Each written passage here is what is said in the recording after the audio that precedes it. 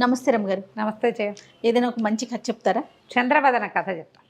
కాశ్మీర్ దేశాధిపతికి లేక ఒక సౌందర్యవతైన కూతురు కలిగిందట. చందమామల ఉందని చంద్రవదన అని పేరు పెట్టారు. ఈ అమ్మాయి పతివ్రతల కథల్లో ఈ కథ చెప్తారు. ఓకే. అయితే ఈ అమ్మాయి భలే ముచ్చటగా ఉండేది. ఎంత ముద్దుగా చూసేవారు అట. చిన్న పిల్లకి ఏదైనా ఇట్లా అంటే చాలు బాధపడిపోయేవాళ్ళు అమ్మా నాన్న. లేక కలిగితే ఇది కొద్దిగా యావగా ఉంటుంది పాపం. ఇప్పుడు కూడా కనపడతాం కదా అట్లా. ఒకే పిల్ల ఉంటే మన పంచప్రాణాలు దాని మీదే ఉంటాయి. ఎంత బాగానో చూసుకునేవాళ్ళు. అయితే చక్కగా చదివిచ్చారు అమ్మాయిని. ఈ విద్యాభ్యాసాలు అప్పుడు క్రమంగా అమ్మాయికి జగం మిథ్య, బ్రహ్మమే సత్యము అలాంటి భావాలు కలగటం మొదలుపెట్టినాయి. భగవంతుడే సత్యం, ఇదంతా మిథ్య, ఇదంతా జగన్మాయ, ఈ మాయలోంచి బయటపడపోవాలి అని సన్యాసం మీద ఆసక్తి కలిగి ఉంది పాప. ఓకే. అయితే ఏదైనా వివాహము అని సంకల్పిస్తే అమ్మాయికి నచ్చేది కాదు.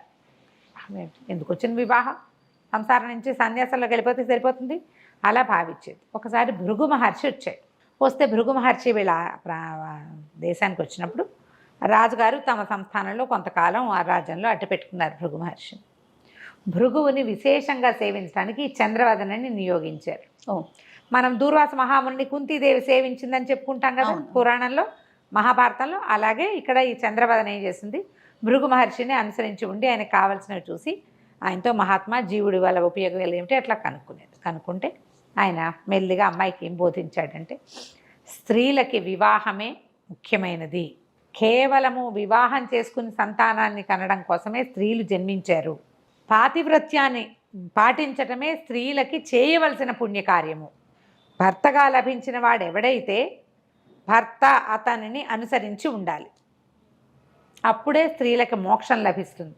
మోక్ష సాధన సులువు స్త్రీలకి. మగవాడైతే చాలా కష్టపడాలి, వాడు ఎన్నో కర్మలు చేయాలి, తపస్సు చేయాలి, ఈ గృహస్థాశ్రమాన్ని శ్రద్ధగా చేయాలి. స్త్రీలకు కష్టం లేదు, తపస్సు కష్టం లేదు. పతిని అనుసరించి ఉంటే చాలు. మన పతివ్రతల కథలన్నీ ఇలాగే కనపడతాయి మనకి. పాతివ్రత్యం కేవలం భర్తను అనుసరించి ఉండటం వల్లే అనసూయాదేవి, లోపాముద్రాదేవి వీళ్ళంతా తరించారు. సప్తర్షి మండలంలో మనకు అరుంధతి నక్షత్రం ఉందంటే ఎలా ఉంది? ఆమె భర్తను అనుసరించడం వల్ల ఉంది. ఇలా చెప్పేసరికి ఈ అమ్మాయికి వివాహం చేసుకోవాలని పుట్టింది. నాకు ఇంకోలా మోక్షం రాదు, సన్యాసం నేను తీసుకోలేను, స్త్రీలకు అర్హత లేదని చెప్పారు. స్త్రీలకు దేనికి అర్హత ఉంది? వివాహం చేసుకోవటం, భర్తను అనుసరించడం. భర్త మాట జవదాటకూడదు, అతన్నే సేవించాలి, అతను పాదాలు స్మరించుకోవాలి, అంతే. పూర్వకాలం ఇలాంటి గాథలు చాలా చెప్పేవాడు. ఆ భర్తలు కూడా దీనికి తగినట్టుగా ఉండాలి కదా అని అనిపిస్తుంది. తగినట్టుగా లేని భర్తలతోటి కూడా పతివ్రతలుగానే ఉన్న వాళ్ళని చూస్తాం మనం. అంతే. వాళ్ళు ఎలా ఉన్నా క్రమంగా పతులు మారిపోతారు ఎప్పటికో. అప్పటి వరకు వీళ్ళు పోయాల్సిందే. అయితే అమ్మాయి వివాహం చేసుకుంటానని నాన్నకి ఏం చెప్పిందంటే, నాకు 5 ప్రశ్నలు ఉన్నాయి, నా ప్రశ్నలకి సమాధానం చెప్పిన వాళ్ళని భర్తగా పొందుతాను నాన్న. నాకు వారి వయస్సుతోటి వివాహితులు అవివాహితులు దాంతో సంబంధం లేదు, ఋషి ముని అయినా పర్వాలేదు, మీరు ఎవరికైనా ఇవి పంపించండి, ఈ ప్రశ్నకి సమాధానం చెప్పిన వాడే నా భర్త అని అన్నది. అంటే సరే ఒప్పుకున్నాడు తండ్రి. ప్రశ్నలు రాసి ఇవ్వమన్నారు. అమ్మాయి ప్రశ్నలు రాసింది. ఈ 5 ప్రశ్నలు ఏంటంటే, స్త్రీలకి అలంకారం ఏది, ఎవరి వల్ల స్త్రీలకి పుణ్య పదవి లభిస్తుంది, లింగదేహం అంటే ఏమిటి, మానవులకి మోక్షం ఇచ్చేదేంటి, మోక్ష సాధన ఏమిటి, భగవంతుడికి ఆత్మకి పరమాత్మకి ఏమిటి తేడా, ఇది అడిగితే ఈ కాగితాలు పుచ్చుకుని అన్ని దేశాలకి వెళ్ళారు సైనికులు. ఆంధ్రదేశపు రాకుమారుడు ఒకడు ఈ ప్రశ్నలకి సమాధానం రాశాడు. ఆ అమ్మాయి ఏదనుకుంటుందో అది రాశాడనమాట. మిగిలిన వాళ్ళు రాశారు, అవేవి ఈవిడనుకునే సమాధానాలు కావు. స్త్రీలకి అలంకారం మానం, తమ పరువు పోగొట్టుకోకుండా ఉండాలి వాళ్ళు, మానమే స్త్రీలకు అలంకారం. తర్వాత ఎవరి వల్ల స్త్రీలు పుణ్యగతిని పొందుతారు, భర్త వలన. లింగదేహం అంటే ఏమిటి అంటే, మనకి ఒక భగవంతుని యొక్క ప్రత్యామ్నాయ స్వరూపం అది. మనం మరణించిన తర్వాత మనలో నుంచి ఒకటి లేచి వెళ్తుంది, జ్యోతి, లింగదేహం అంటారు, భగవంతుని స్వరూపం అది. మానవులు దేనివల్ల మోక్షాన్ని పొందుతారంటే, నిష్కామ కర్మ వల్ల. ఏ ప్రయోజనము లేకుండా, ఏది ఆశించకుండా చేసే క్రియల వల్లే మనిషికి మోక్షం వస్తుంది. ఆత్మకి పరమాత్మకి ఏమిటంటే, పరమాత్మ తామరాకు మీద నీటి బొట్టు, ఆత్మ ఆ తామరాకు అని రాశాడు. రాసేసరికి ఆమెకు ఎంతో నచ్చాడు. విందుడు అతని పేరు. అయితే ఇతనికి విందుడు ఆల్రెడీ వివాహితుడు. సరే కబురు చేశారు, మా అమ్మాయి మిమ్మల్ని వివాహం చేసుకుంటుంది చంద్రవదన, మీరు రండి అని చెప్పారు. చెప్తే అతను నేను వివాహితుడిని అని ఉత్తరం రాస్తే మాకు అభ్యంతరం లేదు. ఆ విందుడి భార్య పేరు చిత్రాంగద. ఆమె కూడా చుట్టుపక్కల రాజ్యాల్లో ఎక్కడో రాజకుమార్తె. భార్యతో సహా అతను వచ్చాడు ఇక్కడికి. ఆవిడకి వివాహానికి ఒప్పుకుంది. ఆవిడ కూడా అప్పట్లో చేసుకునేవాళ్ళు కదా. సరే ఈ చంద్రవదన్ని ఇచ్చి విందుడికి వివాహం చేశారు. వివాహం అయిన తర్వాత 16 రోజుల దాకా ఇక్కడే ఉన్నారు. భార్యాభర్త వాళ్ళు ఉన్నారు, ఈవిడ ఉంది. ఆమెను విశేషంగా సేవించారు. వివాహం అయిపోయి 15 రోజుల తర్వాత తమ రాజ్యానికి బయలుదేరారు. బయలుదేరితే బోల్డ్ అన్ని వజ్ర వైఢూర్యాలు, నగలు, నాణ్యాలు, అశ్వికులు, రథాలు, గుర్రాలు, అశ్వాలు, అక్కడి నుంచి ఏమో ఏనుగులు బహుమానంగా ఇచ్చాడు కాశ్మీర దేశపు రాజు. బోల్డంత కుంకుమ పువ్వు, అక్కడ లభించేటువంటి సుగంధ ద్రవ్యాలు అన్నిటితోటి పంపించాడు. ఎక్కడ కాశ్మీర దేశం, ఎక్కడ ఆంధ్రదేశం, ప్రయాణానికి సమయం పడుతుంది కాదు. ఇలా వెళ్తుంటే ఒక అడవిలో పటకుటీరాలు అవి వేసుకుని ఆగేవాళ్ళు. రాత్రిపూట కొన్ని చోట్ల ఆగి విశ్రాంతి తీసుకోవడం, తెల్లవారు లేచాక మళ్ళీ ప్రయాణం సాగించేవాళ్ళు. గుర్రాల్లో ఉన్నప్పుడు ఇప్పటికి కార్లలాగా లైట్లు ఉండవు కదా రథాల్లో, అందుకని పడుకునేవాళ్ళు. సైనికులు వాళ్ళు వీళ్ళు ఉన్నారు కాబట్టి రాత్రి దాకా ప్రయాణం చేయడం, రాత్రిపూట ఎక్కడో చోట విశ్రాంతి తీసుకోవటం. అదేదైనా అడవి చాలా అందంగా ఉందనుకో 2 రోజులు అక్కడే ప్రయాణం లేకుండా విశ్రాంతి తీసుకోవటం, మళ్ళీ బయలుదేరటం. 20 రోజులు పడుతుంది, 1 నెల రోజులు. సరే ఈ ప్రయాణంలో ఏమైంది, వింధ్యాటవీ ప్రాంతంలో పటకుటీరంలో 2 భార్యల మధ్య పడుకుని ఉన్న ఈ విందుడిని చూసి చాలా విచిత్రపోయారట. ఎవరు వీళ్ళు? రంభ, ఊర్వశి. వీళ్ళు ఒకనాటి రాత్రి ఆకాశగమనంలో ఎక్కడికో వెళ్తున్నారు. వెళ్తూ ఉంటే అర్ధరాత్రి వేళ లోపల ఉక్కగా ఉందని బయట పెద్ద మంచం వేస్తే రాణులిద్దరూ చెరో పక్కన పడుకుని ఉండగా మధ్యలో విందుడు పడుకున్నాడు. భార్యలిద్దరిని చెరో పక్కన పడుకోబెట్టుకుంది. ఈ పైనుంచి చూసి 2 స్త్రీల మధ్య పడుకుని ఉన్న ఆ యవన పురుషుడిని చూసేసరికల్లా రంభా ఊరసి అబ్బబ్బబ్బా ఎంత కళకళ్ళాడిపోతున్నాడు, ఎంత అందంగా ఉన్నాడని అతన్ని తీసుకెళ్ళిపోయారు. విందుడిని లేవ తీసుకుని తీసుకుపోయారు. వెళ్ళిపోయాడు. తెల్లవారులే చూస్తే ఏముంది, అమ్మాయిలిద్దరు తెల్లమొహం వేసేసరికల్లా ఇక కేకలు పెట్టారు. సైనికులంతా చూశారు. చుట్టుపక్కల అడవంతా వెళ్ళారు, వెతికారు. ఏదైనా జంతువు తీసుకెళ్తే సడన్గా మధ్యలో ఉన్నవాడిని ఎందుకు తీసుకుపోతుంది? పక్కన ఉన్నవాళ్ళు, పైగా కాపలా ఉన్నవాళ్ళు, ఇవన్నీ పోయినాయి. అక్కడి నుంచి చిత్రాంగద ఏమంది, అమ్మా మా చెల్లెలకి చెప్పిందనమాట, తోడుకోడలికి, చుట్టుపక్కల ప్రాంతాల్లోనే మా బంధువులు ఉన్నారు, మా పుట్టింటి వాళ్ళు ఇక్కడ ఉన్నారు, పద మనం అక్కడికి వెళ్ళిపోదాం, మా తండ్రి వెతికిస్తాడు మన భర్త కోసం. అంటే ఆ అమ్మాయి ఏమందట, నా భర్త లభించే వరకు ఇక్కడి నుంచి కదలను, నేను ఈ అడవిలోంచి రాను, నగర ప్రవేశం చేయను ఒంటరిగా, ఏ నగరమైనా సరే, అత్తిళ్ళు కానీ పుట్టిళ్ళు కానీ తోడుకోడళ్ళ పుట్టిళ్ళైనా సరే నేను రాను, నువ్వు వెళ్ళిపో, నేను ఇక్కడే ఉంటాను అందుకే. ఆ చిత్రాంగద ఏం చేయాలో తెలియక వెళ్ళిపోయింది. ఇక్కడ కూర్చున్న చంద్రవదన మాత్రం పక్కనే ఉన్న సరస్సులో స్నానం చేసి భగవతి పేరిట తపస్సు చేయడానికి కూర్చుంది. ఎన్ని రోజులో కూర్చుందిట అట్లాగే. ఈ అడవిలో తపస్సు చేస్తున్న స్త్రీ ఎవరో దేవతలకు తెలియదు. మామూలుగా ఋషులు మునులు వాళ్ళు చేస్తారు ఇంత తపస్సు తీవ్రంగా. అక్కడి నుంచి దేవతలు ఒకళ్ళిద్దరు వచ్చి చూసి వెళ్ళారు. చూస్తే కొత్తగా వివాహిత 16 సంవత్సరాల అమ్మాయి, కాశ్మీర దేశపు రాజకుమార్తె, ఆమె భర్త కోసం తపస్సు చేస్తుంది. భర్త ఎక్కడున్నాడు వెతికితే రంభా ఊర్వశి చెరుకోరు పూట పంచుకుని ఆ విందుడిని తమ దగ్గర ఉంచుకున్నారు. అక్కడి నుంచి ఆయన కేకలేసి, ఆ మానవుల మీద ఆశపడకూడదు, ఎవరు? ఇంద్రుడు అండి. ఆ ఇంద్రుడు కేకలు పెట్టి అతన్ని ఏమో అప్పచెప్పండి, అమ్మాయి తపస్సు చేస్తుందంటే భృగు మహర్షి అనుగ్రహం వల్ల అమ్మాయికి తపస్సు మీద పట్టింది. భర్త కోసం ఏమైనా చేయాలని చెప్పాడు ఆయన. అంతే, భర్త కోసం ఇప్పుడు ఆయన లభించలేదు, ఆయన కోసం తపస్సు చెయ్యి, ఆయనకి ఏదో కావాలి చెయ్యి, అంతే. ఆయన మిస్ అయిపోయాడు, మిస్ అయిన ఆయన వాడి కోసం తపస్సు చేయడం మొదలుపెట్టింది. అక్కడి నుంచి 45 రోజులు గడిచేసరికి విందుని తీసుకొచ్చి బాగా నుంచోబెట్టారు ఈవిడ ముందు. అక్కడి నుంచి సైనికులు వాళ్ళు వీళ్ళంతా వచ్చి రాజకుమారుని చూసి ఆశ్చర్యపోయి చిత్రాంగదాదేవిని పిలుచుకొచ్చారు. ఆవిడ, అమ్మా చెల్లెలా ఎట్లా సాధించావు భర్తని అని అడిగితే, తపస్సుతోటి సాధించానక్క, తపస్సుతోటి సాధ్యం కానిదేది లేదు. ప్రస్తుతం నా తపస్సు పతిభక్తే, భర్తతోటి ఉండాలి.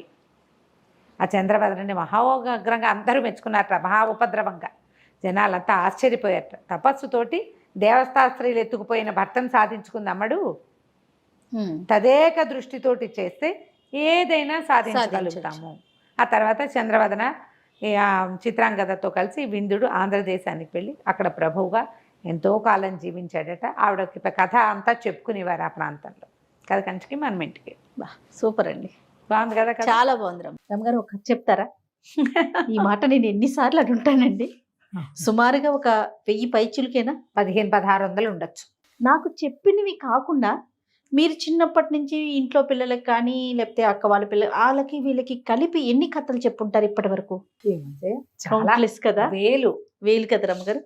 అంటే ఇప్పుడు చూడు, నీకు చెప్పేవి కాకుండా చెప్పనివి, చెప్పడానికి పెద్దగా కుదరనివి, వీళ్ళేనివి బోల్డన్ ఉంటాయి కదా. మీరు చదివినవి, నేను చదివినవి చాలా ఉంటాయి. నేను ఇంక ఎన్నో నావెల్స్ చదివాను, ఎన్నో చిన్నవి పెద్దవి, చిన్నవి పెద్దవి, చిన్న చిన్న 5 పేజీలు 4 పేజీల కథలు 100,000. కొడవగంటి కుటుంబరావు గారికి కథల పుస్తకాలు బ్రహ్మాండంగా ఉంటాయి. 6ో 8ో సంకలనాలు, కోకు కథలు. అందులో ఒక్క కథ కూడా నీకు నేను చెప్పలా. అదే కొత్తగా వింటున్నాను నేను, పేరు దాచేసుకున్నాను. అవేంటంటే ఇలా చెప్పగలిగే కథలు కావు. అదే ఏదో ఒక లైఫ్ స్టోరీ. నాకు ఇంకా చాలా ఫేవరెట్ వాళ్ళు ఉన్నారు. మరి శ్రీపాద సుబ్రహ్మణ్య శాస్త్రి గారు, కొడగంటి కుటుంబరావు గారు పేరు చెప్పైనా, తర్వాత భమిడిపాటి రామగోపాలం గారు, వీళ్ళు కాకుండా అబ్బూరు ఛాయాదేవి గారు, ఎంతమంది రైటర్లు ఉన్నారు, ఎన్ని కథలు ఉన్నాయి. నేను చెప్పినవి కాకుండా కొన్ని వేలు చదివాను నేనే కాదు, పుస్తక పఠనం ఉండే ఆసక్తి ఉన్న వాళ్ళందరూ చదువుతూనే ఉంటారు. ఆ కథలన్నీ నీకు చెప్పే పరిస్థితి లేదు మనకి. అదేలేండి, అంతే, వీళ్ళని బట్టి. అసలు ఉపయోగం ఏంటి రమ్మగారు? మీరు చెప్తున్నారు, నేను వింటున్నా, నాతో పాటు ప్రేక్షకులు అందరూ వింటున్నారు కదా. మీరు కాదు, మామూలుగా అసలు కథల వల్ల ఉపయోగం ఏంటి? మొదటిది వినోదము, విజ్ఞానము, బుద్ధి వికాసము. బుద్ధి వికాసం జరుగుతుంది ఖచ్చితంగా.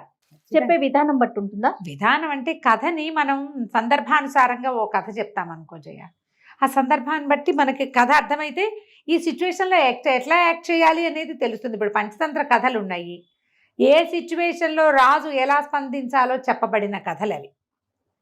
రాజులే కాకుండా అవి సామాన్య మానవులు అందరూ వాడుకోవచ్చు. ఎవరితో ఎలా ఉండాలి, ఎవరితో జాగ్రత్తగా ఉండాలి, ఎవరితో ఎలా ఉండకూడదు, ఏ పరిస్థితిలో ఎవరు ఎలా యాక్ట్ చేయొచ్చు, యాక్ట్ చేయకూడదు. బుద్ధి వికాసం ఖచ్చితంగా వస్తుంది కథలతోటి. దాన్ని తీసుకునే తీరు, కాలక్షేపం కూడా టైం వేస్ట్ చేయకుండా మనం ఏదో కాలక్షేపం చేస్తాం, అది మనకు ఉపయోగపడుతుంది. ప్రతి విషయము ఎక్కడో చోట ఉపయోగపడుతుంది. మానసికమైన పరిణతి కథల వల్ల లభిస్తుంది జయ, నా ఉద్దేశం మాత్రం అదే. ఏదైతే మనం సుమన్ టీవీలో కథల సిరీస్ స్టార్ట్ చేసాం, అంతకుముందు చాలా మంది చెప్పారండి. పేపర్లో మనం స్టోరీలు వింటూ ఉంటాము, చాలా మంది చెప్పే వాళ్ళని కూడా చూసాం. అంతా కూడా సింగిల్ గా చెప్పింది, ఎవరికి వాళ్ళు ఇండివిజువల్గా వాళ్ళకి ఒక స్టోరీ చెప్పడం, లేదా ఒక పేపర్లో ఒక స్టోరీ రావటం, లేదా వాయిస్లో రావటం. ఫస్ట్ టైం ఇట్లా 1+1 కూర్చొని ఒక స్టోరీని అందించి మనమే మొదలు పెట్టాం. ఆ క్రెడిట్ నిజంగా మనకే దక్కుతుంది అనుకోవాలి. నా తర్వాత చాలా మంది చేసిన మన దాంట్లో కూడా నా క్రెడిట్ ఇంకొకళ్ళకి రాలేదు. నేను బాగా నచ్చాను ప్రజలకి. అంటే మీరు చెప్పే తీర్పుడు ఒక్కొక్కరు ఒక్కొక్క విషయానికి కనెక్ట్ అవుతారు కదా.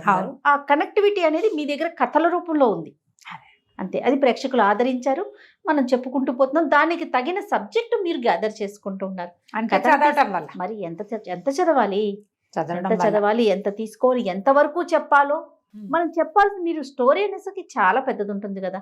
ఏది అవసరమో ఏది అవసరం లేదో దాన్ని కుదించి మెయిన్ పాయింట్స్ వరకు చెప్పి, సో పలకరించిన ప్రతి ఒక్కరు అడుగుతారండి, రమగారిని అడిగామని చెప్పండి ఒకటి, ఆవిడ చెప్పే స్టోరీస్ బాగుంటాయి, చాలా బాగుంటాయి, ప్రతిరోజు మీ స్టోరీతోనే పడుకుంటున్నాం, అలాంటి వాళ్ళు ఉంటారు. అబ్బాబ్బా ఎంత ఆనందం అనిపిస్తుంది అంటే చాలా సంతోషం. కథలకి చాలా ప్రయోజనాలు ఉన్నాయి జయ. మీరు ప్రధానంగా ఒకటి ఆలోచించండి. ఇప్పుడు నేను చెప్తున్నా, నాకు మీరు కనెక్ట్ అయ్యారు, మీరు మీ పిల్లలకు చెప్తారు, మీ పిల్లలు మీకు కనెక్ట్ అవుతారు.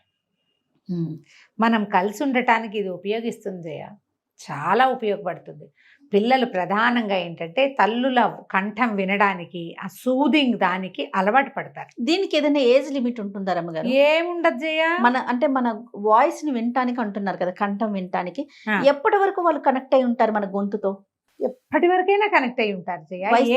ఏ విషయమైనా మనం మన పిల్లలకి చెప్పగలుగుతాం దీనివల్ల. ఇప్పుడు మా మరిది 45, 44, 40 ఉన్నట్టే ఆఖరి మంత్. మా వసంతక్కయ్య అంటే చాలా ఇష్టం తనకి. ఏదైనా ఫంక్షన్లో కలిస్తే ఠకీమని దగ్గర కూర్చున్నాడు, వసంత వదిన ఒక కథ చెప్పు అని. ఆయన ఒక వేద పండితుడు, 100 మంది శిష్యులు ఉన్నారు తనకి. అది వేద పాఠశాలకు వెళ్తుంటారు, పాఠశాలకు వెళ్తాను కదా నేను. ఖచ్చితంగా వసంత వదిన ఒక కథ చెప్పంటే నవ్వుతుంది మా వసంత. వీడికి నా గొంతు ఇష్టం, చాలా సంతోషంగా ఉంటుంది అనమాట. నా గొంతు ఇష్టం అని చెప్పలేకపోతాం కదా. ఇప్పుడు నా గొంతుకు కాదు, వసంత గొంతుకు కనెక్ట్ అవుతాడు తను. అట్లా ఉంటారు తను మాట్లాడితే ఇష్టం పిల్లలకి. ఉంటుంది కదా? అది ఉంటుందా రమ్మగారు? గ్యారంటీగా ఉంటుంది, గ్యారంటీగా. ఎలాంటి విపత్కర పరిస్థితుల్లో అయినా మనం పిల్లల్ని మన వైపు తిప్పుకోగలుగుతాం. మనం అదే అలవాటు చేస్తే మన మాట వినేలాగా చేసుకోగలుగుతాం. ఫస్ట్ నుంచి చేస్తే గనక చెయ్యాలి, ఆ, చిన్నప్పటి ఆ. నుంచి చెయ్యాలి. ఇది మంచి అలవాటు. చదవటం అంటే కొన్నాళ్ళు ఏదో శాస్త్రానికి చేసినట్టు చేసి మానేయడం అయితే కాదు. Regular practice. Regular practice. నేను ఇప్పుడేం కథలు చెప్పను జయ, కానీ మా వాడు ఒక క్యారెక్టర్ పేరు ఏదో చెప్తాడు, అది అడుగుతాడు, అమ్మా ఆ రాక్షసుడు అదేదో పేరుంది వచ్చింది ఇక్కడ, వీళ్ళెవరు అని. దాని మీద ఓకే, దాని మీద విషయం మీరు చెప్తారు. ప్రేక్షకులకి ఇంత దగ్గర అవటానికి ఇంకో కారణం ఏంటంటే చదువుకోని అవసరం లేదు. మనం స్టార్ట్ చేసిన ఈ సిరీస్ లో వాళ్ళు చదవక్కర్లేదు, వాళ్ళు పనులు చేసుకుంటూ అమ్మల స్టోరీలు వినేసి ఒక మదర్ గా ఇప్పుడు నేను చెప్తున్నాను రమ్మగారు, ఇప్పుడు మీతో ఉంటాను కాబట్టి నాకు గుర్తుంటది. ఇన్ని స్టోరీల మీద మర్చిపోతూ ఉంటాను. నేను కూడా ఏం చేస్తాను, మీ స్టోరీని పెట్టుకుని వింటా, వింటాం, ఏదో పని చేసుకుంటూ వింటా. అది నేను చెప్తానికి నాకు ఈజీ అవుతుంది. ఇది ఒకటి మనకి చాలా మార్గాన్ని సుగమం చేసింది అనుకోవాలి. చాలా దగ్గరగా వాళ్ళ ఇంట్లోకి వెళ్ళిపోయాం అనమాట. మీరు ఆలోచించండి, ఏ ఏజ్ వాళ్ళకైనా మంచి మాట ఎవరికైనా కావాలి కదా, ఖచ్చితంగా కావాలి. కానీ మీరు అన్నట్లుగా ఫస్ట్ నుంచి ప్రాక్టీస్ ఉండాలి. ఉంటే ఇంకా బాగుంటుంది. 15 ఏళ్ళు వచ్చేసిన పిల్లలకి మనం స్టోరీ చెప్తామని అప్పుడు స్టార్ట్ చేస్తే వినరు కదా.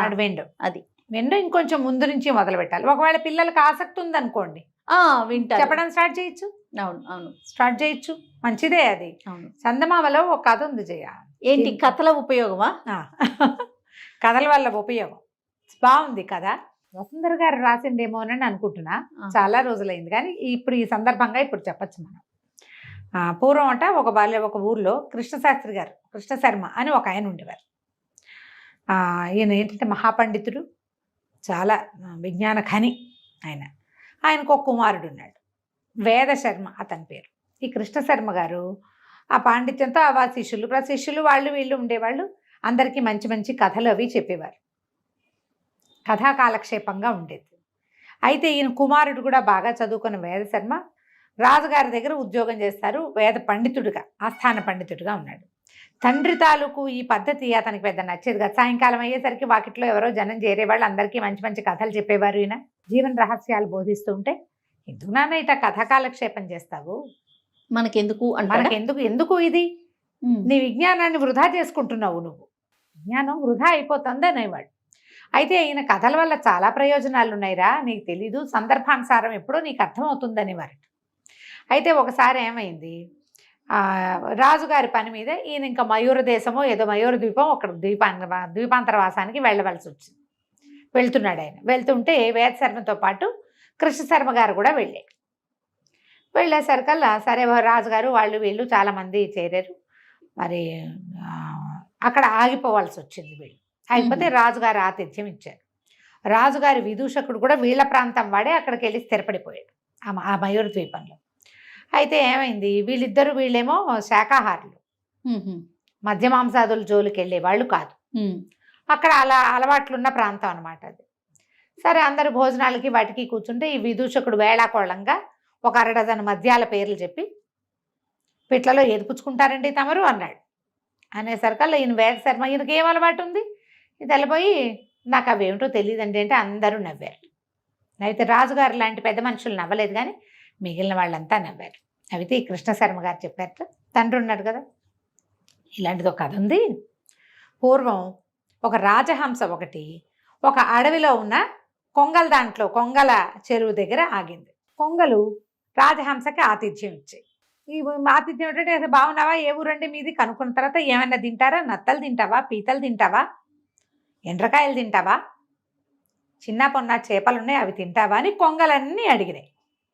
అడిగితే రాజహంసంది అవి ఏమిటో తెలీదు, నేను అవన్నీ తిన్ను అనేసరికల్లా కొంగలకి, ఇంత చక్కగా ఉన్నావు, అవేవి తినకుండా నువ్వు ఎట్లా బతుకుతావు అంటే, లేత తామరతూళ్ళు తింటాను అని చెప్పింది. కొంగలు ఆశ్చర్యపోయినాయి. అలాగే ఉంటుంది అన్నాడు. అనగానే చుట్టుపక్కల వాళ్ళంతా విరగబడి నవ్వారు. ఇప్పుడు ఈయనకి మద్యం తెలియకపోతే ముందు నవ్వు ఎక్కిరిచ్చారు, అది కూడా తెలియదా అని. ఇప్పుడు చూడు, కొంగ హంస కదా, హంసలు ఎక్కడుంటాయి, అవి మానస సరోవరంలో. అవును. కొంగలకేముంది, ఊరి బురదలో కూడా తింటాయి. అవును. ఇప్పుడు తిననిది గొప్పదా, తినేవి గొప్పవా? చూడు కథలో ఎట్లా వచ్చిందో. దాంతో అందరు నవ్వారు. రాజుగారు కూడా పక్కపక్క నవ్వేశాడు. విదూషకుడు సర్దు కూరుకున్నాడు. సర్దుకునేసరికి సరే మొత్తానికి భోజనాలు గిజనాలు అయినాయి. వీళ్ళు ఇంక కొద్ది రోజులు ఉండవలసి వచ్చింది. మళ్ళా విదూషకుడు పిలిచాడు తమ ఇంటికి భోజనానికి. భోజనానికి పిలిచినప్పుడు చెప్పాడు, నేను ఇవన్నీ తినేవాడిని తాగేవాడిని కాదండి. మనం ఏ ప్రాంతంలో ఉన్నామో ఆ ప్రాంతంలో నేర్చుకోవాలి. ఇక్కడికి వచ్చాకే నేర్చుకున్నాం. మన ప్రాంతాన్ని బట్టి కదా మనం మారాలి. మీరు ఇక్కడ ఎక్కువ కాలం ఉండాలంటే మాంసం తినం మద్యం తాగమంటే ఎట్లా కుదురుతుంది అని అన్నాడు. అనేసరికల్లా తండ్రి వైపు కుతూహలంగా చూస్తున్నాడు కుమారుడు, ఏం కథ చెప్తాడు అని. ప్రజలంతా కూడా చూస్తున్నట్టు, ఆయన చుట్టూతా ఉన్న వాళ్ళంతా. ఈయన అన్నట్ట, పూర్వం ఒకసారి రైతు గొడ్లను తోలుకుని వెళ్ళాడు అడవికి. ఒక సింహం ఆహారం కోసం వాటి వెనకబడింది. అది గొడ్లశాలలోకి ప్రవేశించేసరికి రైతు తెలివిగా తలుపు మూసేశాడు. సింహాన్ని లోపల పెట్టేసి లోపలికి ఉండిపోయింది సింహం. గొడ్లన్నీ బయటే ఉన్నాయి. బయట తలుపేసి ఉంది కదా. 2 వారాల పాటు సింహం లోపలే ఉంది. తలుపు తీయలా. బోల్డంత గడ్డి ఉంది, చాలా గడ్డి ఉంది. జనప గడ్డి ఉంది, ఎండు గడ్డి ఉంది. సింహం నకనకలాడుతూ అలాగే ఉంది. 2 వారాల తర్వాత తలుపు తీస్తే బతుకు జీవుడానికి తన ఆహారాన్ని వెతుకోవడానికి పోయింది. కానీ నువ్వు ఈ పరిస్థితి ఇది వచ్చింది కాబట్టి, నాకు ఆకలిస్తుంది కాబట్టి, ఇక్కడ ఏది దొరకదు కాబట్టి అక్కడ ఉన్నదే తింటానంటే సింహాలు అలా ఎందుకు చేస్తాయి? ఈ మాటకి అందరికీ నవ్వొచ్చింది. ఏమిటి అర్థం? నువ్వంటే ఏదైనా మేస్తావు, నేను మెయ్యను, మేము సింహాలం అలాంటివి. చూడు ఎంత అర్థం వచ్చిందో. సూపర్. నిశ్శబ్దంగా ఊరుకున్నాడు విదూషకుడు. అయితే ప్రయాణంలో తండ్రిని అడిగాడు, నాన్న నువ్వు కథలు ఎంత బాగా చెప్తావు, ఎంత సందర్భోచితంగా చెప్పగలిగావు. నువ్వు ఏమీ అనకుండా, ఒక్క పరుషవాక్యం అనకుండా అవతల వాడి నోరు ముయించేశావు నాన్న కథలతోటి. భలే విచిత్రంగా చెప్పావు, ఎంత ప్రయోజనం ఉంది, మనం ఇలాంటివి చెయ్యము అనే విషయం అర్థమయ్యేలాగా చెప్పావు, ఎంత బాగుందో అని. ఇప్పుడు నాకు కూడా ఇలా నేర్చుకోవాలనుకుంటాను నాన్న, నాకు కొన్ని కథలు చెప్పవా అని అడిగాడు. ఏమిటి తన సమస్య? ఈయన నేను ఆస్థానంలో ఉంటున్నాను, చాలామంది నేను ఆ పరివారంతో నేను చాలా మంచిగా ఉంటాను, కానీ ఎందుకో వాళ్ళు నాతో సరిగ్గా ఉండరు. గట్టిగా ఉంటే వాళ్ళ కష్టం తోస్తుంది, లూజ్గా ఉంటే ఇష్టానుసారం అయిపోతున్నారు. ఏం చేయాలో తెలీదు, వాళ్ళకి చెప్పడానికి కొన్ని కథలు చెప్పు నాన్న అని అడిగాడు. కృష్ణశర్మ గారు ఏం చెప్పాడంటే, పూర్వం ఒక మునీశ్వరుడు ఓ చెరువు గట్టు మీద వెళ్తుంటే అతనికి ఒక పెద్ద పుట్ట సర్పము కనపడ్డాయి. ఆ సర్పము ఆ పుట్టలో ఉండటం వల్ల ఆ చెరువు గట్టు మీదకి ఎవ్వరూ వచ్చేవాళ్ళు కాదు. సర్పాన్ని చూసి బెదురుతున్నారు. అయితే ఈయన ఏం చెప్పాడు ఋషీశ్వరుడు, అమ్మ నువ్వు వీళ్ళని కరవకుండా ఏం చేయకుండా ఉండు, నిశ్శబ్దంగా ఉండు, నీ దారిని నువ్వు ఉండు, నువ్వు తలెత్తి ఇట్లా చూపించేసరికల్లా వాళ్ళు బెదిరిపోతున్నారు, తగ్గి ఉండమన్నాడు. సర్పం ఇట్లా అంటమ్మా అనేది అట్టా తిరగటం మొదలుపెట్టింది. ఇక ఊళ్ళో జనాలంతా వచ్చి నానా గందరగోళం చేసేవాళ్ళు. అక్కడ మళ్ళీ ఋషీశ్వరుడు తిరిగి వచ్చేసరికి సర్పం బికమొహం వేసుకుని ఉంది, దెబ్బలు తగిలి అక్కడోటి రక్తపు చారికలున్నాయి. ఇదేమిటి ఇటా అయ్యావు మహానాగమా, ఏమైంది నీకు అన్నాడు. మీరే కదండి ప్రశాంతంగా ఉండమన్నారు, ప్రశాంతంగా ఉండేసరికి తగ్గమనేసరికి వీళ్ళు కొడుతున్నారంటే, ఈయన తగ్గమన్నాను కానీ తగ్గించుకోమనలేదు. నువ్వు కాటేందుకోవద్దు, పుసగొట్టు, ఏమైనా చేయగలనని బెదిరించాలి, చేసి చూపించకూడదు. అలాగని నీ దారి నువ్వు పాక్కుంటూ పోకూడదు. సందర్భం వచ్చినప్పుడు ఫెరోషియస్గా చూపించాలి, పౌరుషం చూపించాలి, లేనప్పుడు న్యూట్రల్గా ఉండాలి, అంతే. ఏదైనా వస్తే ఈయన ఒప్పుకోడు అని తెలియాలి వాళ్ళకి. నీకు అర్థమవుతుంది? అవునండి, అవును. ఈయన ఆశ్చర్యపోయాడు, ఎంత బాగా చెప్పావు నాన్న. అవును, నేను స్ట్రాంగ్గా గట్టిగా రుసరుసలాడుతూ దుమదుమలాడుతూ ఉంటే వాళ్ళు సరిగా ఉండట్లా, మెత్తగా నవ్వుతూ ఉన్నానా కుదరటం లేదు, నేను నవ్వుతూ ఉండకూడదు, రుసరుసలాడుతూ ఉండకూడదు, ఈ మధ్య మార్గాన్ని అవలంబించాలని బాగా చెప్పావు నాన్న. ఈ కథ నాకు చాలా ఉపయోగపడుతుంది, ఇక నుంచి నా పరివారంతో నేను చాలా హాయిగా రాజస్థానంలో పని కదా అదే అని చెప్పాడు. చూడు 3 కథల్లో 3 రకాల ప్రయోజనాలు ఎలా ఉన్నాయో. అవునండి, కథల ప్రయోజనాలు ఇవి.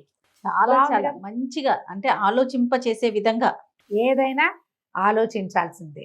మీరు చెప్పే కథలు మీ పిల్లలకి ఎలా ఉపయోగపడుతున్నాయో చూడండి. మన పిల్లల్ని బట్టి మనం కథలు చెప్పాలి కదా. చెప్పాలి. కొన్ని కాలక్షేపం కథలు ఉంటాయి, కొన్ని టైంపాస్ కథలు ఉంటాయి, కొన్ని పిచ్చి సరదా కథలు ఉంటాయి, లాజిక్ లేని కథలు కూడా ఉంటాయి. అవును, కానీ పిల్లల్ని మీతో కలిపి ఉంచుకోవడానికి అది ఉపయోగపడుతుంది. కథ చెప్తాను రా అంటే కూర్చుంటారు, అంతే. వాడు అల్లరిని నువ్వు ఆపేవా లేదా? ఖచ్చితంగా. ప్రతి కథ నీతి కథే కావక్కర్లేదు, ప్రతిదీ ధర్మబోధే కావక్కర్లేదు, వాయనెవరో మహానుభావుడి జీవిత చరిత్రే చెప్పాలని అనుకోకండి, సూక్తులే అక్కర్లేదు. మహానుభావులయ్యి వాళ్ళ జీవిత చరిత్రలు మనం చదువుతున్న వాళ్ళు కూడా చిన్నప్పుడు చిన్నపిల్లలే. వాళ్ళకి ఆటకాయ చేష్టలు, కొంటె పనులు, దొంగ పనులు, అల్లరి పనులు అన్నీ ఉండే ఉంటాయి. నలుగురితో తిట్టించుకునే పనులు అందరి జీవితాల్లోనూ ఉంటాయి. అందరూ మనుషులమే కాదమ్మా మనం. అవును. పెద్ద అయ్యాక వాళ్ళు మహానుభావులు అయ్యారు. ఇలా చేసిన వాడు అలా అయ్యాడని చెప్పచ్చు, అలా అయిపోయాడు నువ్వు అలా అయిపో అని చెప్పకూడదు. ఆయన చేసిన అద్భుతాలు చెప్పకూడదు, చిన్నతనం నుంచి ఎలా పెరిగాడో చెప్పుకోవాలి. అది చెప్పకపోయినా పర్వాలా, ప్రతిసారి మనం అలాంటివే చెప్పాల్సిన పనే లేదు అసలు. ఎలాంటి కథలైనా చెప్పచ్చు.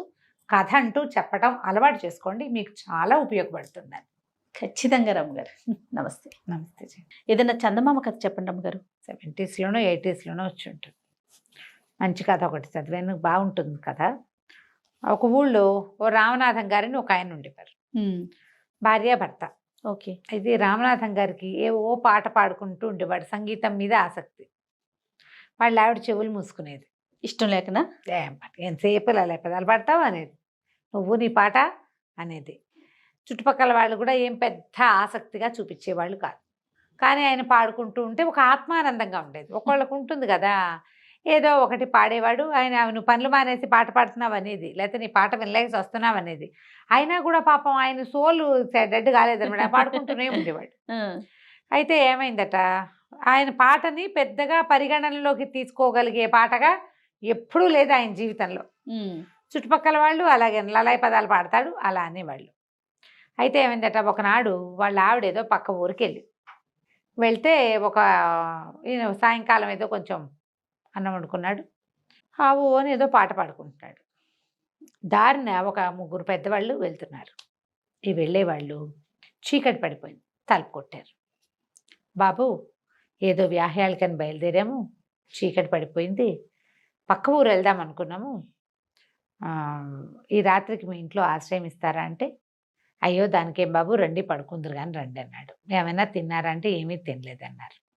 సరే, అయ్యో మా ఆవిడ ఉంటే వంట చేసి పెట్టేది, సరే ఏముందిలేండి నేను కూడా ఏదో కాస్త వండి పెడతాను, ఒక ముద్ద ఉడికేస్తా, వద్దన్నారు వాళ్ళు. వద్దులే బాబు, ముందు మగవాడివి నువ్వేం చేయకాల్చుకుంటా అంటే, పర్వాలేదండి పర్వాలేదు కూర్చోండి అని ఏవో మంచినీళ్ళు ఇచ్చి, కాస్త తాగడానికి పలచగా మజ్జిగిచ్చి వంటింట్లో కూర్చొని నిదానంగా కాస్త బియ్యం పొంగించాడు, ఒక గిన్నెడు చారు పెట్టాడు, ఏదో నలకంత కూర లాంటిది ఏదో వేయించాడు. ఈయనకి ఏంటంటే ఏదైనా పని చేస్తుంటే ఊ ఊ అంటాం అలవాటు, సాగదీస్తాడు, కూనరాగాలు తీస్తూ పని చేస్తాడు. అదే అటా అటా అటా అటా పాడుకుంటూనే ఉన్నాడు. ఈ బయట కూర్చున్న 3 పెద్దవాళ్ళు ఆ పాట వింటూ ఉన్నారు. ఉండేసరికల్లా బయటకు వచ్చాడు, ఆకులు వేశాడు, విస్తలేసి వడ్డించబోతే, బాబు ఏమిటో పాట పాడుతున్నావు, ఓసారి పాడబోయి బాగా వింటామన్నారు. సిగ్గుపడ్డాడు ఇతను రామనాథం గారు. అబ్బాయి అంత గొప్ప పాట కాదండి, మా ఆవిడ ఉంటే ఈ పాటికి ఎన్ని అర్పులు వచ్చేదో నా మీద అంటే, కాదు వినడానికి చాలా బాగుంది, నువ్వు ఆత్మానందంతో పాడుతున్నావు, పాడు పాడు ఏం పర్వాలేదని అన్నం వడ్డిస్తుంటే పాడమన్నారు. ఇది ఉత్సాహం, ఎవరైనా బాగుంది అంటే ఉత్సాహం వస్తుంది. ఈయన చక్కగా బోల్డ్ పాటలు పాడాడు, వాళ్ళకి అన్నాలు వడ్డించాడు, పక్కలేసాడు, కంచ ఆకులు తీశారు వాళ్ళే. ఇతను ఇల్లు వాకిలి సర్దుకున్నాడు. మరి వంట వడ్డించిన వంట అంతా వెనక్కి సర్దుకోవాలా, అక్కడి నుంచి పక్కలేసాడు. వాళ్ళు పడుకునేదాకా పాడుతూనే ఉన్నాడు. ఉత్సాహం వచ్చింది. పడుకున్నారు. పడుకున్నాక తెల్లవారుజామున వెళ్ళొస్తాం బాబు, మేము పొద్దునే వెళ్ళిపోతాం అన్నారు. అంటే అలాగేనండి అని, ఏదైనా కోరుకుంటే చెప్పునైనా, ఏదైనా అడుగు, నీ పాట మాకు చాలా నచ్చింది, నీకు అసలు నీ మనసులో ఏముంది కోరిక అని అడిగారు. అడిగేసరికల్లా ఏం కోరిక ఉంటుందండి, ఎప్పటి నుంచో ఒక మంచి వీణ కొనుక్కోవాలని కోరిక నాకు, అది ఎట్లా చక్కటి స్వరం ఉన్న వీణ కావాలి, నేను పాట పాడితేనే మా ఆవిడ తిట్టిపోస్తుంది, చుట్టుపక్కల వాళ్ళు ఎవరు హర్షించరు, వీణ ఏం చేసుకుంటాను నేను, కానీ ఆ వీణ మీద మనసండి నాకు అని చెప్పాడు. ఓహో బాగుంది అనుకున్నారు, పడుకున్నారు. తెల్లవారేసరికి వాళ్ళు వెళ్ళిపోయారు. కానీ వాళ్ళకి పక్క వేసిన ప్రాంతంలో ఒక చక్కగా బంగారు మెరుగులు ఇంతున్న వీణ మాత్రం కనపడింది. ఆనందం పట్టలేకపోయాడు. వాళ్ళు ఎవరో దేవతలు నాకు ఈ వరం ఇచ్చారనుకున్నాడు. ఆ వీణని ఇట్లా అన్నాడు, అనగా అని మోగింది. అది ఓంకారం వస్తుంది అందులోంచి. మళ్ళీ అన్నాడు, ఇంకోసారి ఓంకారం వస్తుంది. దాని దగ్గర కూర్చున్నాడు. ఆయన చిన్నప్పుడు కాస్త వీణ నేర్చుకున్నాడు, ఆయనకు వచ్చు చిన్నప్పటి వీణ ఏదో. ఆ వీణ తీగలు శృతి అయిపోతే తీగలు శృతి చేసే ఉన్నాయి. వాయించాడు. వాయిస్తే ఎంత బాగుందంటే పాడుకుంటుంటే ఈయనకు వచ్చే ఆనందం కంటే 100 రెట్ల ఆనందం వస్తుంది. అప్పుడే వాళ్ళ ఆవిడ పక్క ఊరు నుంచి వచ్చి సంచి చేత్తో పుచ్చుకుని లోపలికి వస్తూ అట్లా మెస్మరైజ్డ్గా చూస్తూ ఉండిపోయింది. ఆవిడకి కూడా నచ్చింది. ఏమీ అనలా. ఎంత బాగుందయ్యా అంది. ఏ వీణ ఏ ఇది వాయించినా బాగా పలుకుతుంది దాని మీద. ఈయనకి చేత రావక్కర్లా, అది వచ్చేస్తుంది. ఏ ఫీల్తో వాయిస్తే ఆ ఫీల్ రాగం పలుకుతుంది. అది ఆయనకి ఆనందంతో వాయిస్తే ఆనంద భైరవి రాగం వాయించి పారేస్తుంది. చుట్టుపక్కల వాళ్ళంతా వింటారు. ఇక అక్కడి నుంచి చుట్టుపక్కల వాళ్ళు వీళ్ళు అందరూ వింటాం మొదలుపెట్టారు. ఈయన పనే పొంగని టింగ్ టింగ్ అని కూర్చునేవాడు వీణ దగ్గర. జనాలు ఆ రసాంబోధిలో ఓలలాడుతూ ఉండేవాళ్ళు. భార్య ఏమీ కాదనేది కాదు. ఆయన పని అయిపోయేది, ఆయన వీణ ఆనందము అయిపోయేది. ఎంతో బాగుంది. ఆయనకి చాలా గొప్ప, చాలా సంతోషం. అంతకుముందు లలాయి పదాలు పెడతావు అని తిట్టిపోసేవాళ్ళు. కిక్కురు మనకండా ఉన్నారు. దాంతో ఒక ఏమంటారు, ఒక మెట్టు ఎక్కాడు అనుకుందాం, అలా అయిపోతాం. అందరూ శభాష్ అంటుంటే ఎలా ఉంటుంది జయ? ఏనుగెక్కినట్టు ఉండదు. ఆనందంతో అలా ఆనందంతో ఎక్కాడు. కొంతకాలం తర్వాత ఏమైంది, ఆ ఊళ్ళో ఒక రంగనాథ శాస్త్రి గారు, రంగనాథాచార్యని ఒక ఆయన ఉన్నాడు, రంగనాథం గారు. ఆయన ఎక్కడికో వెళ్ళి చాలా కాలం తిరిగి వచ్చాడు. వస్తే వాళ్ళ ఆవిడ వాళ్ళ పక్కింటి ఆయన, అబ్బో రామనాథం ఎంత బాగా వాయిస్తున్నాడో వీణ. వాడికి ఏమొచ్చు వీణ రావటం ఏంటి? వీణ అంటే అంత సింపులా? పాటే లలాయి పదాలు వాడివి, ఇంకా వీణ ఒకటే వీడి ఫేస్కి అలాగ మాట్లాడితే వాళ్ళ ఆవిడ, కాదండి అందరూ చెప్పుకుంటున్నారు, అసలు వీణ వాయిస్తే ఏ రసంలో మొదలు పెడితే ఆ రసం ఉద్వేగం వచ్చేస్తోంది మనకి, మనుషులకి, చాలా బాగుందండి అది అనేసరికల్లా సరే ఈయన ఏమనుకున్నాడు, ఒకనాడు సాయంకాలం నేను వెళ్ళి వినొస్తానని వాళ్ళ ఇంటికి వెళ్ళాడు. ఆ పూట ఈయన ఒక్కడే పోయాడు. ఇంట్లో ఎవ్వరు లేరు. ఈ రామనాథం గారు ఏదో వీణ సవరించుకుంటున్నాడు. ఏమిటో నువ్వెంతో బాగా వాయిస్తున్నావుట, మరి ఏదైనా ఒకటి వాయిచ్చు వింటామన్నాడు. అనేసరికల్లా అంతకుముందు ఈ రామనాథం గారికి తెలిసి రంగనాథ శాస్త్రి ఎప్పుడూ ఇతన్ని విమర్శించేవాడు. ఆయన ఒక పాటి గాయకుడు. ఆ ఊళ్ళో పేరెన్నిక కన్న గాయకుల్లో ఆ రంగనాథం గారు కూడా ఒకడు. ఈ లల్లాయి పదాలు వేసుకుని ప్రతి కచేరీలోనూ తయారవుతున్నాడని అనిపిస్తుంది. మనకి ఎలా ఉంటుంది జయ, ఒక పేరెన్నిక కన్న వాళ్ళు 10 మంది ఉన్నారనుకో, ఒక అప్కమింగ్ వాడినో లేకపోతే ఏదో ప్రయత్నం చేసేవాడినో చూస్తే చిన్న చూపుగా ఉంటుంది. అవును, వీడు ఎక్కాడేమిటి బాధపాటు స్టేజ్కి అనిపిస్తుంది. న్యాచురల్ కదా, ఎంతో కష్టపడి పైకొచ్చా ఇలా వచ్చేసాడు ఏంటి అనిపించింది, అలాగూ అనిపిస్తుంది. దానికి తోడు కొంతమంది నోరేసుకుని విమర్శిస్తారు, అవును నీ ఫేస్కి అప్పుడే నువ్వు ఎక్కేవు స్టేజ్ అని. ఈ రంగనాథం గారు ఆ తరహా మనిషి. ఆయన విద్వత్తున్నవాడే, కాకపోతే అంటాడు గబుక్కన. 2-3 సార్లు ఇతన్ని విమర్శించాడు, నువ్వు నీ లల్లాయి పదాలు అని. సరే ఈయన ఏం చేశాడు, వీణ వాయించడం మొదలుపెట్టాడు. వీణ వాయిస్తుంటే కరుణరసం ఉన్న సంగీతం, అది కరుణరసంతో వాయిస్తున్నాడు. ఈయన ఇట్లా కళ్ళు తుడుచుకున్నాడు రంగనాథం గారు. ఈయన రెట్టించిన ఉత్సాహంతో వాయించేస్తున్నాడు. క్రమంగా అశ్రువులు వచ్చేసి ఏడుపు వచ్చేసి ఆయన వెక్కిళ్ళు పెట్టి ఏడ్చేస్తున్నాడు. ఏడ్చేడ్చి ఆయన అవతల వాళ్ళు అంత ఉద్వేగ పడుతుంటే ఇది ఆపేయాలి. ఆపట్ల అయినా ఈ రామనాథం గారు ఆపట్ల పగ తీర్చేసుకుందాం అనిపించింది ఆయనకి. వీళ్ళు నన్ను అవమానించారు, వీళ్ళ సంగతి చూడాలి అని ఇంకా టంగు టింగు టింగు టింగు వాయించేస్తున్నాడు ఆయన. ఈయన పిచ్చెక్కినట్టు ఏడ్చాడు, శోకాలు పెట్టి ఏడ్చి స్పృహ తెప్పి పడిపోయాడు. ఓకే, అప్పుడు ఆపేసరికి చుట్టుపక్కల వాళ్ళు చేరారు. అయ్యో రంగనాథం గారు పడిపోయాడని ఈయన లేవ తీసుకుపోయారు. ఈయనకు ఒక పగ తీరిన ఒక భావన వచ్చిందనమాట. వీణ పక్క పెట్టాడు, నిద్రకు ఉపక్రమించాడు. తెల్లవారేసరికి వీణ లేదు, మాయమైపోయింది. పొద్దున మళ్ళీ 11 గంటలకి జనాలు వీణ వినడానికి వచ్చేసరి పని అయిపోయాక ఏది వీణే లేదు. వీణ ఇంట్లో నుంచి మాయమైంది. అప్పుడు రామనాథం గారు చెంపలేసుకున్నాడు, నాది పొరపాటు, ఆత్మానందం కోసం నేను పాడుకుంటున్నానని సంతోషించి ఆ గంధర్వులో ఎవరో నాకు ఆనందంగా ఉంటానని వేణిచ్చారు, నేను నా పగ తీర్చుకోవడానికి సాధనాన్ని చేసుకున్నాను దాన్ని. ఆయన దుఃఖపడుతుంటే కూడా నేను ఆపకుండా ఆయన స్పృహ తప్పిపోయేలాగా చెయ్యాలని పగ నాది. దేవతలు ఎప్పుడూ వాటిని సమర్థించరు. నువ్వు సంతోషంగా ఉండు, నీ సంతోషం కోసం ఏమైనా ఇస్తాం, నీ సంతోషం పక్కవాడి దుఃఖానికి కారణం కానే కాకూడదు. అందుకని ఆ వీణ మాయమైపోయింది. చిత్రవీణ చిత్రంగానే మాయమైపోయింది. ఆ తర్వాత ఆయన పాడడం కూడా మానేశాడు. కథ కంచికి మనం ఇంటికి. రమ్మగారు ఏదైనా సరదాగా ఉండే చందమామ కథ ఒకటి చెప్పండి. అత్యాస కథ చెప్తాను. చెప్పండి. పల్లెటూళ్ళలో ఇది వరకు బిచ్చగాళ్ళు ఉండేవాళ్ళు. ఇది ఎప్పటి సంగతో చెప్తున్నాను నేను. ఊర్లో ఒక బిచ్చగాడు అడుక్కుంటూ ఉండేవాడు. ఏదో రెక్కాడితే కానీ డొక్కాడదు. రెక్కాడటం ఎందులో చూస్తాం మనం? పని చేసుకుంటే పొట్ట పోసుకోవటం. ఇప్పుడు పని చేసుకునేవాడు కాదు బిచ్చగాడు, అది అడుక్కుని పొట్ట పోసుకునేవాడు. ఏ ఊళ్ళో ఏదైనా దొరికితే తినేవాడు. ఇక ఇల్లు వాకిలి ఏమీ లేదు, ఎక్కడ కుదిరితే అక్కడ పడుకునేవాడు. సరే ఏమైంది,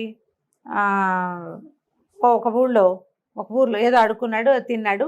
తిరిగి వస్తూ ఉంటే ఆ పూట పెద్దగా ఏమీ దొరకలేదు ఆహారం. సాయంత్రానికి ఏమీ లేదు. దాని నుంచి ఇంకో ఊరు వెళ్ళాలి. ఆ ఊళ్ళో తిరిగేశాడు, ఇంకా ఆ ఊళ్ళో ఉండకూడదు, అట్లా తిరిగేవాడు అనమాట. ఆ రెండో ఊరికి అడవి వైపుకి ప్రయాణం చేస్తుంటే ఒక ముసలాయన కనిపించాడు. ఎక్కడికి ఏమిటని మాట్లాడుకున్నారు. ఎవరు తోడు లేరు అని చెప్పాడు. నేను ఉంటాగా తోడు, అందాక వస్తానులే పదబాబు అన్నాడు. ఆ ముసలాయన అన్నాడు, ఏమిట్రా నువ్వు ఇంత వీక్గా కనపడుతున్నావు, అంటే బలహీనంగా కనపడుతున్నావు, ఆహారం లేదా, ఇందా ఈ శనగ్గింజ తీసుకో అని ఒక్క శనగ్గింజ వీడి చేతిలో పెట్టాడు. బాగుంది. వీడన్నాడు, ఈ శనగ్గింజతో పొట్ట నిండుతుందా, కడుపు నిండుతుందా, కాలు నిండుతుందా బాబయ్య అన్నాడు. ఏదైనా నిండొచ్చురా, ఏదైనా నిండుతుంది, జాగ్రత్త పెట్టుకో నా మాట విని అన్నాడు.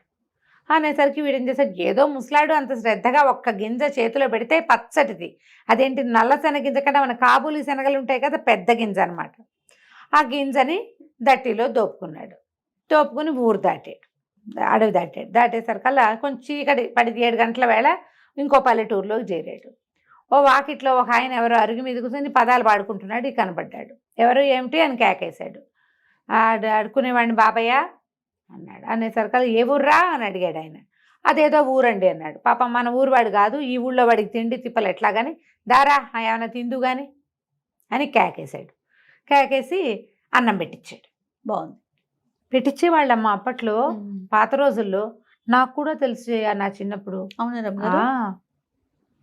పడుకునేవాళ్ళు అట్లా. ఇక చిలకడ దుంపలు అవి అమ్మటానికి వచ్చిన వాళ్ళకు కూడా అన్నం పెట్టేసేవాళ్ళు. టకుటమారాలు ఇవేవో చాటలు చేయటానికి దానికి వచ్చేవాళ్ళు.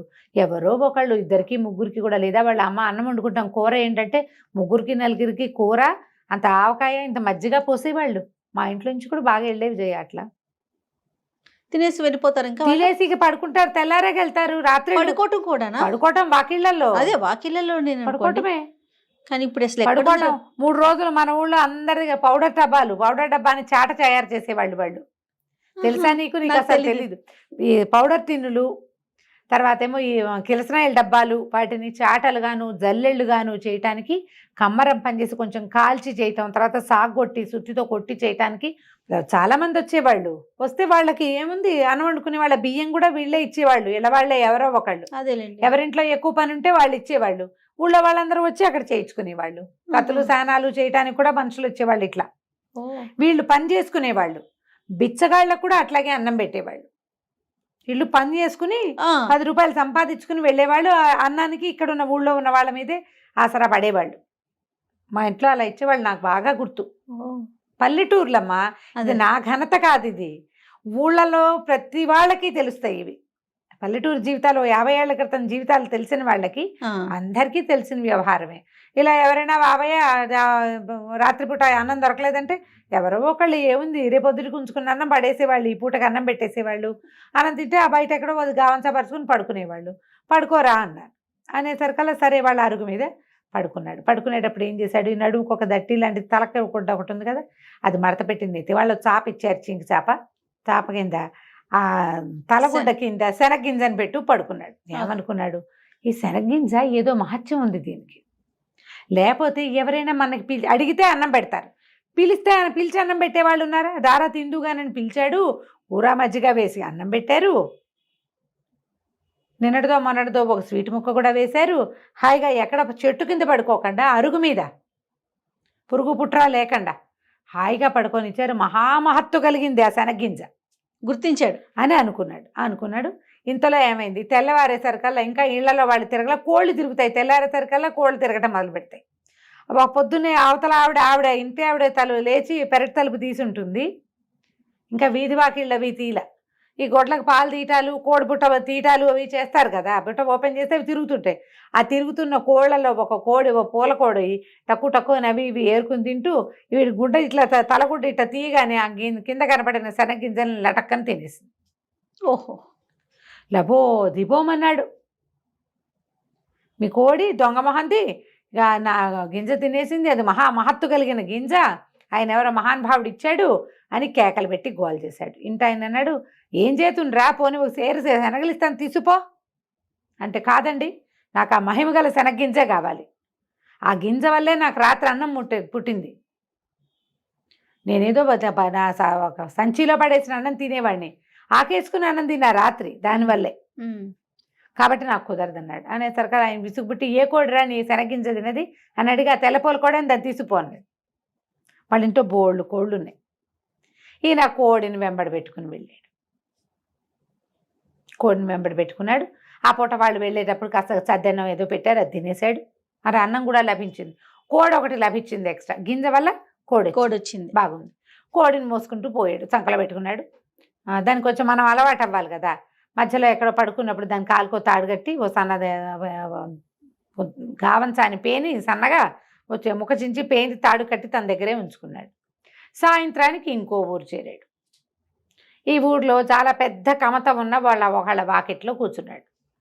కూర్చుంటే వాళ్ళు అన్నం పెడతామన్నారు. సరే, అక్కడ వాళ్ళవే బోల్డ్ కోళ్ళు తిరుగుతున్నాయి. తన కోడిని కూడా కట్టేసి తన దగ్గర పెట్టుకున్నాడు. వాళ్ళు ముద్ద అన్నం పెట్టారు. వాళ్ళ వాకిట్లో పడుకున్నాడు. పడుకుంటే తెల్లారేసరికల్లా ఏమైంది, తెల్లవారేసరికల్లా వాళ్ళ కోళ్ళ గంప తీశారు. ఊళ్ళల్లో ఇలాగే కదా జరుగుతాయి. ఆ కోళ్ళన్నీ తిరుగుతుంటే వీడి కోడి వీడు కూడా ఏం చేశాడు, కాస్త మాగనగానే ఇద్దరు కళ్ళు తెరిచి కోడి తాడు కూడా తీసేసాడు. అది పోయి అక్కడ ఉన్న కోళ్ళతో తగాదా పెట్టుకుంది. కోళ్ళు ఎక్కరిసి పొట్టాడుకుంటాయి. ఇది అటు పొట్టాడుకుని ఇటు పొట్టాడుకుని అక్కడ వాళ్ళకి బోల్డంత కమతం, బోల్డన్ని ఆవులు గేదెలు గొడ్లు ఉన్నాయి. ఇది పోయి అక్కడ పరిగెడుతూ వాటి కోళ్ళతోటి పరిగెడుతూ ఒక ఆవేయ ఒకటి నుంచుంటే, ఆవు పేయ అంటే ఆవు దూడ, దాని కాళ్ళ సందులోకి వెళ్ళి అదేమో కంగారు పడి తొక్కేసింది. కోడి కాస్తే చచ్చూరుకుంది. అయ్యో, చచ్చిపోయేసరికల్లా మరి ఏం చేయాలి, బయటకు వచ్చాడు. చూసుకున్నాడు, అమ్మో నా కోడి చచ్చిపోయిందో అని గోల పెట్టాడు. ఇది మహత్తు కలిగిన కోడి, దీనివల్లే నాకు అన్నం పుట్టింది అన్నాడు. వాళ్ళు ఇంకో 4 కోళ్ళు ఇస్తాను తీసుకోరా అన్నారు. ఆహా, చివరికి ఆ ఇంటి ఆయనకి విసుగుపుట్టి, కోడి సరేలే ఇది మేము కూర అనుకుంటాం, కానీ ఇప్పుడు అది ఏ 50 అయితే కోడిని తన్నేసిందో తొక్కేసిందో దాన్ని తను తీసుకుపోరా అని. కోడి కాస్త దూడపిల్ల అయింది. దూడపిల్ల అనకూడదు, దూడ అంటేనే పిల్ల, పిల్ల అంటే పిల్ల, 2 పేదాలు ఉండకూడదు, ఆవు దూడ. ఈ దూడ మెడలో పలుపు తాడు ఒకటి కట్టారు, వీటి చేతిలో పెట్టారు. అది పాలు వదిలేసింది, ఆ మాత్రం ఉంది, పాలు తాగే దూడ కాదు, కొంచెం పెరిగింది. సరే, ఆ దూడని వెంబడి పెట్టు తీసుకుపోయాడు. 3వ రోజు ఈసారి ఒక పెద్ద కామందు గారి వాకిట్లో ఆగాడు. వాళ్ళు దూడను చూసి కొంచెం ముచ్చటపడ్డారు. ఆ ఇంట్లో వాళ్ళంతా సరదా పడ్డారు. అబ్బో దూడ భలే బాగుందిరా, ఆవు దూడ ఎక్కడ తెచ్చావు ఏమిట్రా, మాకు డబ్బులు ఇస్తాము ఇవ్వరా అంటే, అబ్బాయి లేదండి ఇది చాలా అదృష్ట ఆవు దూడ అన్నాడు. సరే, వాళ్ళు కూడా ఆ దూడకు 2 గడ్డి పరకలేసి వాళ్ళు వీడికి అన్నం పెట్టారు. రాత్రి పొట్ట నిండిపోతుంది, ఎక్స్ట్రా వస్తున్నాయి. సరే, ఏమైంది, తెల్లారాక వీడికి వాళ్ళు సర్దిపోస్తామన్నారు. దూడ అటు ఇటు తిరుగుతుందని బెళ్ళకు కట్టిన తాడు పలుపు తాడు వదిలేశాడు. అది అటు ఇటు తిరుగుతూ వెళ్ళి గుర్రాలు ఘాట్లో గడ్డి మేస్తుంటే పోయి ఆ గడ్డి పరకలకి ఆశపడి ఆ గుర్రాల వైపుకు పోయింది. పోయేసరికల్లా ఏమైంది, ఒక గుర్రం రణపెంకెది, మామూలు పెంకితనం కాదు దానికి. ఆ పెంకెగా గుర్రం కాస్త అటు ఇటు తిరుగుతున్నటువంటి 50ని వెనకాళ్ళతో ఒక్క తన్నింది. ఈ దూడ ఎగిరి అవతల పడి కళ్ళు వాల్చేసింది. రామా, వీడు లబో దిబోమన్నాడు బిచ్చగాడు, బంగారం పడేస్తున్నాడు. బంగారం అంటే 50 ఇటు అయిపోయింది, మేమేం చేతును అంటే, వాడు ఇంకో 50 ఇస్తాను రా, పోనీ ఇక్కడే ఉండు, నువ్వు పని చేసుకుందు కానీ అంటే, పనికి నేను చేయనండి, నాకు వచ్చినాయి ఇవన్నీను, హాయిగా అన్నం వస్తుంది అనేసరికల్లా వాళ్ళకి విసుగుబుట్టి, ఈ మకురు గుర్రం ఇది ఎలాగో మాట ఎందుకు చావదు, గుర్రాన్ని తీసుకుంటావురా అన్నారు. ఇంతుండే ఆవు దూడ ఎక్కడ, అంత ఎత్తుండే గుర్రం ఎక్కడ, గుర్రాన్ని ఎక్కడైనా అమ్ముకుంటే డబ్బులు వస్తాయి. సరే, ఇది బాగానే ఉందని మరి గుర్రాన్ని తీసుకెళ్తానండి అన్నాడు. గుర్రాన్ని తీసుకుని నడిపించుకుని తీసుకెళ్తా మొదలుపెట్టాడు. ప్రతి వాళ్ళకి వీడి గుర్రం నచ్చుతుంది. ఎంత బాగుందో ఎంత బాగుందో. సరే ఈసారి ఏమైంది, ఒక సత్రానికి వెళ్ళాడు. అయితే వాళ్ళు ఏం చేశారు, వీడికి ₹1 కూడా ఇచ్చారు. గుర్రం ఇచ్చి రూపాయి ఇచ్చారా? ₹1 ఇచ్చారు ఊరికే. ఆ పూట అయితే ఆ రోజు ముందు రోజు అక్కడక్కడ అడుక్కున్న డబ్బులు కూడా ఉన్నాయి, వాడి దగ్గర డబ్బులు ఉన్నాయి కాస్త. ఓ సత్రం దగ్గర ఆగాడు. మరి ఇప్పుడు గుర్రానికి మాలిషు దాణా గీణా కావాలి. ఎవరి వాకిట్లోనే ఆగితే దానికి తిండి వాళ్ళేం పెడతారు? సత్రంలో అయితే తనకు అన్నం పెట్టి తన దగ్గర డబ్బులు ఉన్నాయి కదా, దానికి ఏదో దాణా పెడతారు అనుకున్నాడు. సరే ఏమైంది, ఈ గుర్రాన్ని ఓ పక్కన కట్టేశాడు, లోపలికి వెళ్ళాడు. సత్రం వాళ్ళు చూస్తే ఏమైంది, ఆ సత్రం యజమానికి ఒక పిల్ల ఉంది. వీడికి ఏమొచ్చింది బుద్ధి, ఇప్పటిదాకా వాటంతట అవి జరిగినాయి. ఏదో ఒకటి చేసి ఈ సత్రం యజమాని మాయ చేస్తే వీళ్ళకు ఒక పిల్ల ఉంది, పిల్ల నుంచి పెళ్లి చేసి తన సత్రంలో ఉంచుకుంటారనుకున్నాడు. ఇప్పటిదాకా కాకతాళీయంగా జరిగినాయి. వీడికి ఆశ పుట్టేసింది. ఇప్పుడు ఆశ పుట్టి ఎలాగైనా ఈ గుర్రాన్ని ఏదో ఒకటి చేసైనా మీ వల్లే అయ్యిందని అనాలనిపించేసింది. అనిపించి సరే ఏం చేశాడు, మా గుర్రానికి దాణా భోజనం పెట్టండి, అవి పెట్టండి, ఇవి పెట్టండి అన్నాడు. ఇతనికి ఒక కూతురు ఉంది కదా, ఈ పిల్ల కొంచెం యాక్టివ్ పిల్ల. అదేం చేసింది, ఓ చెరుగడ తీసుకెళ్ళి ఆ గుర్రానికి అందించింది. ఇది ఒక గట్టు మీద నిలబడే చెరుగడ అందించేసరికల్లా అదేదో ఇట్లా పొరపాటున దాని గొంతులో గుచ్చుకున్నట్టు అయింది. గుర్రం కాస్త మెడవాల్ చేసింది. అది ఆరోగ్యకరమైన గుర్రం కాదు. ఇక వీడు అరిచరిచి కేకలు పెట్టి పోట్లాడాడు. ఇక మామూలుగా పోట్లాడ. సత్రం యజమాని కాదు, అతను గుమస్తా. ఆ సత్రం నడుపుతాడు, జీతం రాళ్ళకే పనిచేస్తాడు. ఏం చేస్తారు వాళ్ళు, గుర్రం ఇంకోటి కావాలంటే ఎక్కడి నుంచి ఇస్తారు, నాకు ఇంకో గుర్రం కావాలన్నాడు. గుర్రం మేము ఇవ్వలేం బాబు, ఏదైనా ఇంకోటి చెప్పండి, ఏదైనా ఇంకోటి చెప్పండి అంటే, అయితే ఓ పని చేయి, నీ పిల్ల ఉంది కదా, నీ పిల్లవలే గుర్రం చచ్చింది కాబట్టి పిల్లనిచ్చి పెళ్లి చేయి మాకు అనేసరికల్లా వాళ్ళు అన్నారు, అట్ట ఎట్ట కుదురుతండి, మీకు వాళ్ళు ఎవరో గుర్రాన్ని తాడొచ్చి ఊడతెచ్చి మీ చేతిలో పెడితే అది మీ వెనకాల నడిచి వచ్చింది, పిల్ల కదా, పిల్లని అడుగుతాం, మా పిల్ల ఒప్పుకుంటుందో ఒప్పుకోదు, సత్రం గుమస్తా అయితే ఒప్పుకోవాలి, పిల్లని అడగాల్సిందేనన్నాడు. సరే వాళ్ళ అమ్మంది, అడిగేదేమిటి పిల్లని, అదే ఒప్పుకుంటుంది, ఏం పర్వాలేదులేండి నేను ఒప్పిస్తాగా అంది. అన్నాక ఏమైంది, సరే ఇద్దరు ఏదో మాట్లాడుకున్నారు. మర్నాడు పొద్దున చెప్పింది, అల్లుడు గారు మీ అంత మహానుభావులు ఇంకెవరు లేరు, మీ గుర్రాన్ని బదులు మా పిల్లని ఒప్పుకున్నారు, మా పిల్ల మాత్రం రాకాశం ఉండ కానీ అది ఒప్పుకోవటం లేదు, ఓ పని చేద్దాం, దాన్ని ఏం చేస్తానంటే సంచిలో వేసి మూట కట్టేస్తా, పిల్లని మోసుకెళ్ళిపోండి మీరు ఎక్కడో చోటికి, ఎక్కడికైనా తీసుకెళ్తే ఇంకా చచ్చినట్టు మీతో పాటే ఉంటుంది, అది రాకాసి పిల్ల విందు మాట. ఇప్పుడు ఇక్కడైతే విందు, మీ దగ్గరికి వచ్చేసాక వెనకేం చేస్తుంది, మరి బస్తా ఒక గోను సంచి వేసి మూట కట్టేస్తానండి, మూట మోసుకెళ్ళండి. బాగానే ఉంది, మూట మోసుకుంది. పిల్లని ఇస్తామంటే ఏమిటి, రేపొద్దున వాళ్ళ పిల్లని వాళ్ళు చూడరు, ముందు పెళ్ళి అయిపోవాలి. సరే పెళ్ళి అయిపోతే చాలు అనుకున్నాడు. వాళ్ళు ఏం చేశారు, ఆ పిల్లని ఒక మూటలో కుక్కి దాన్ని మూతి కట్టేసి, పెళ్లి చేశాక పెళ్లి చేయలే మరి పెళ్లి చేయడానికి పెళ్లి కాదు నేను కూర్చొని అంటోంది, డైరెక్ట్ గా మూట కట్టేశారు. కట్టేసి అప్పచెప్పారు.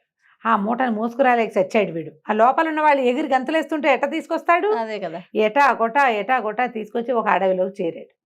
ఆ పిల్లని మూత సంచి ఊడదీసి నేనే నీ పతిని అందామనుకున్నాడు. మూట ఊడదీసేసరికల్లా ఆ మూటలోంచి పెద్ద కుక్కోటి బయటకు వచ్చింది. వాళ్ళు వీడిని వదిలించుకోవడానికి ఏం చేశారు, తమ వాకిట్లో ఉన్న ఒక ఊర కుక్కని అందులోకి సంచిలోకి వేసి కుట్టేసి ఇచ్చేసారు. మంచి పని చేశారు. అయితే పిల్ల కావాలి వాడికి. అది కాస్త ఆ పొద్దున్న నుంచి వీడితో మోయబడి ఉందేమో, తిక్క పుట్టిపోయింది సంచిలో. అది ఒక్క అమాంతం వీడి మీదకి లంఘించి ముక్కు కొరికేసింది. ఇంకేం చేస్తాడు, పారిపోయింది బండి, ముక్కు కొరికేసి, ముక్కు నెత్తురు గారుకుంటూ ఉంది. ఇక అన్నం ఎక్కడిది సున్నం ఎక్కడిది అడవిలో. ఆ గూడు సగం చిరిగిపోయిన ముక్కుకి ఎట్టగొట్ట పట్టీలు కట్టుకుని మళ్ళీ ముష్టడి కోటం మొదలుపెట్టాడు. అడ్జస్ట్ కాదు, ఆశపడకుండా ఒక చోట ఆగుంటే అంత ఇలా అయ్యేది కాదు. ఈ గుర్రాన్ని పిల్లకి మారి చేద్దాం అనుకున్నాడు, అక్కడ చెడిందనమాట. అన్ని చోట్ల అందరూ అవకాశం ఇచ్చారు, ఉండరా నాయనా ఇక్కడ బతుకుంటే ఒప్పుకోలేదు. అలాగే అత్యాశ పడతారు ప్రజలు. అవునండి, ఆగరు, ఒక చోట ఆగరు, ఇంకా ఏదో వస్తుంది అనుకుంటారు, ఇంకా ఏదో వస్తుంది అనుకుంటే ఇగో ఇలా అసలుకే మోసం, ముక్కు ఊడిపోతుంది అనమాట. కంచికి మనం ఇంటికి. భలే సరదాగా ఉంది రమ్మగారు. నమస్తే అండి. నమస్తే.